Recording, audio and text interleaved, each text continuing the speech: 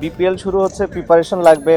বাংলাদেশ ক্রিকেটের অন্যতম বড় তারকা সাকিব আল হাসানকে হয়তো এবারের বিপিএলে দেখা যাবে না।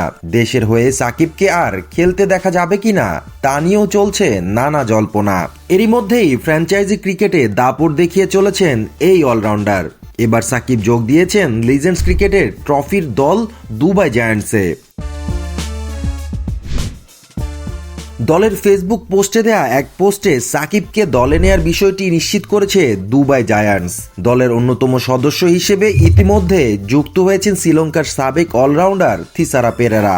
গত আসরে এই দলের হয়ে খেলেছেন হরভজন সিং এবং স্যামুয়েল বদ্রির মতো সাবেক তারকারা।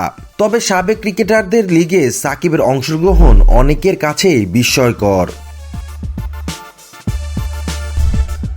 কিছুদিন আগেই সাকিব খেলেছেন আবুধাবি টি10 টুর্নামেন্ট এবং লঙ্কা টি10। সম্প্রতি পাকিস্তান সুপার লিগের ড্রাফটেও নাম জমা দিয়েছেন তিনি। আগামী 11 জানুয়ারি অনুষ্ঠিতব্য পিএসএল এর ড্রাফটে সাকিব ছাড়াও নাম লিখিয়েছেন Mustafizur Rahman, Usman Khawaja, David Willey, Jason Roy, Sikandar Raza, Tom কারান এবং ডেভিড মালানের মতো তারকারা। সাকিবের বোলিং কার্যক্রম বর্তমানে অনিশ্চয়তার মধ্যে রয়েছে। বোলিং অ্যাকশন ত্রুটি থাকায় ইংল্যান্ডের পাশাপাশি আন্তর্জাতিক ও বাংলাদেশের বাইরের ঘরোয়া ক্রিকেটেও বোলিং করতে পারছেন না তিনি।